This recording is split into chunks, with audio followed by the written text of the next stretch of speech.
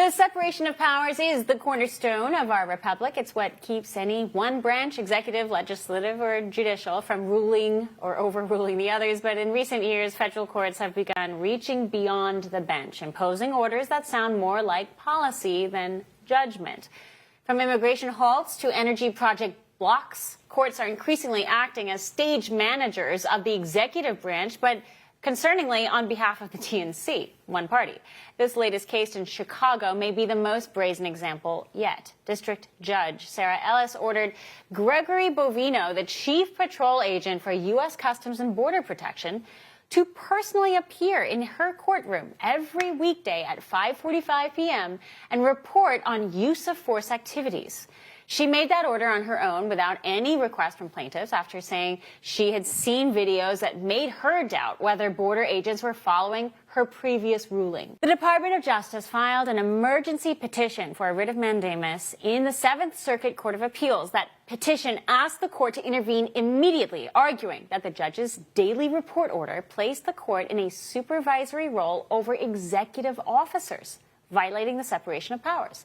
The case concerns that proper boundary between courts and the executive branch and the need for a check on judicial overreach and immigration enforcement. Our next guest is Senior Counsel at America First Legal. Andrew Block joins us now.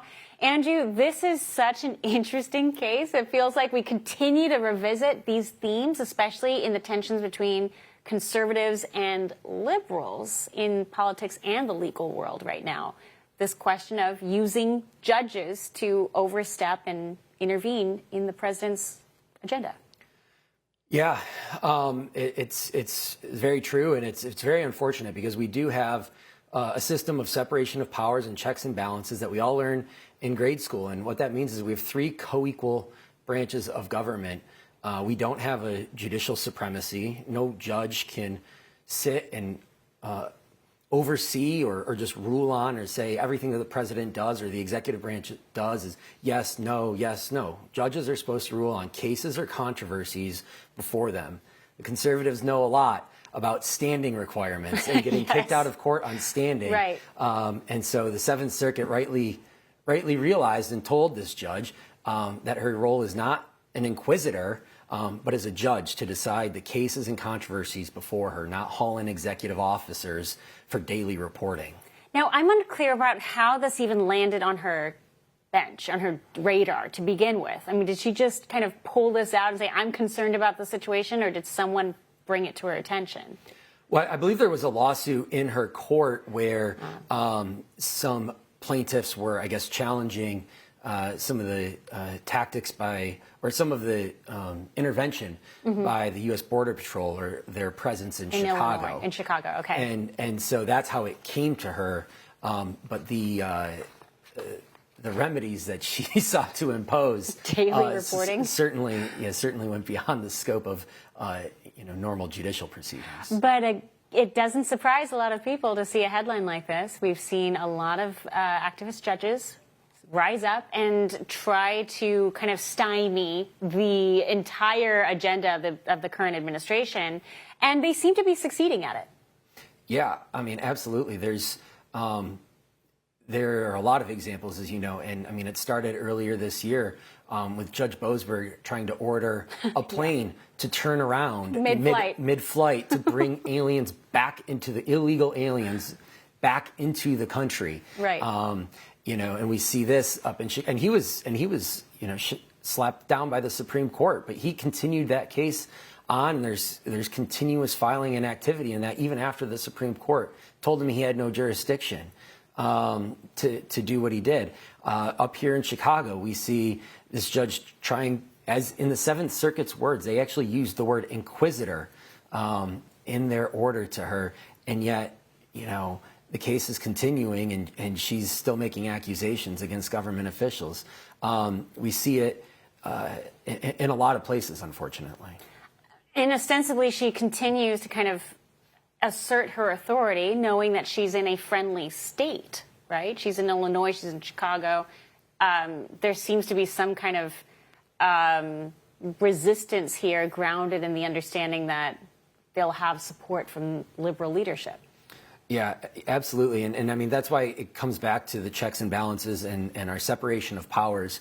And what we're seeing right now is senators and House members starting to realize that the tools that the founders gave us in our Constitution for the checks and balances between the branches of government are there and need to be exercised. You know, just this week or last week, Representative Gill introduced articles of impeachment for Judge Boasberg.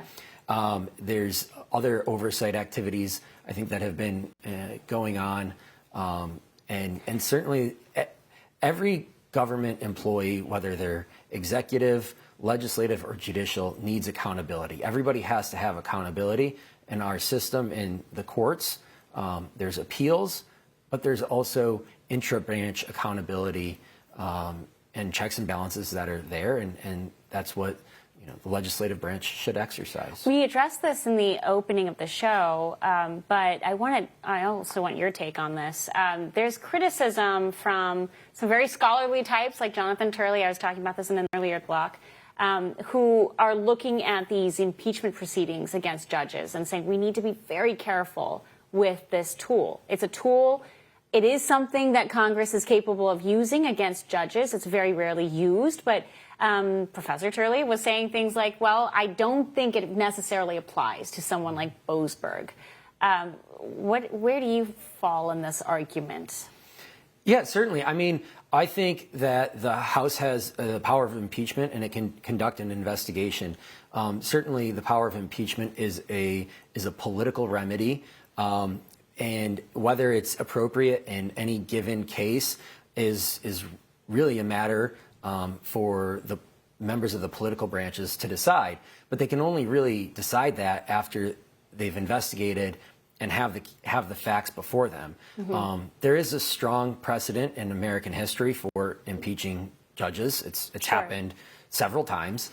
And so it's a power that you don't want to overuse or use in inappropriate circumstances, but it's not something I don't think that the Congress should entirely rule out. There's other instances too where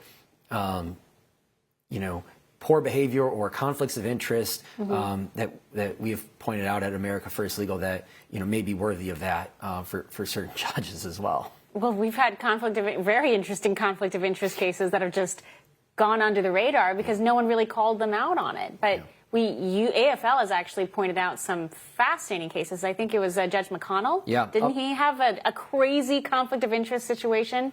And then he finally did recuse himself, but he was financially involved in some of the cases that he was pushing against the Trump administration, wasn't he? Yeah. Well, what we found is that he failed to recuse himself on a case that was before him. This was back kind of during the Doge cuts era earlier this year.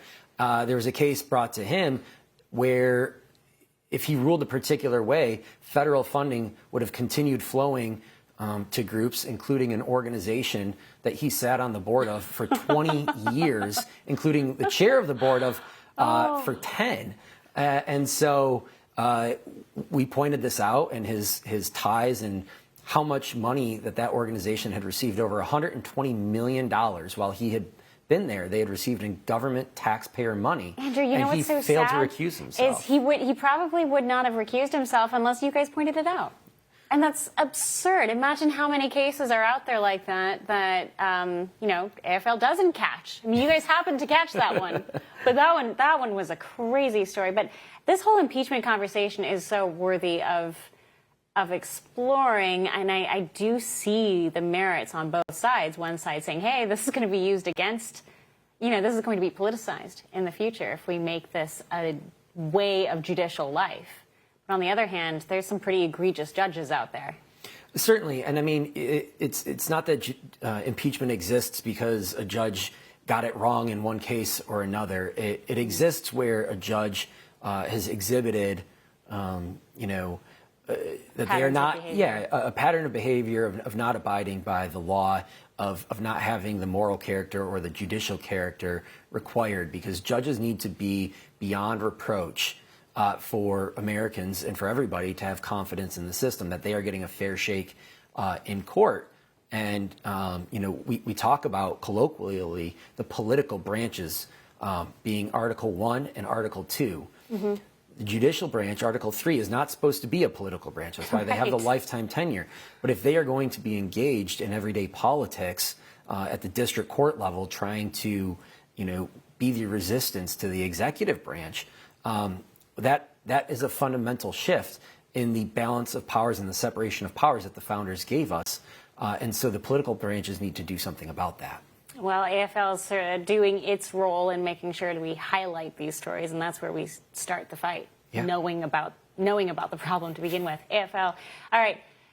Andrew Block, thank you very much for the time. We appreciate it. Thanks for having me, Chanel. Stay tuned. President Trump issues a worldwide warning to radical Islam after a string of Christian killings in Nigeria and Syria. Matthew Faraci, executive producer of The Chosen, joins us to discuss. We'll be right back.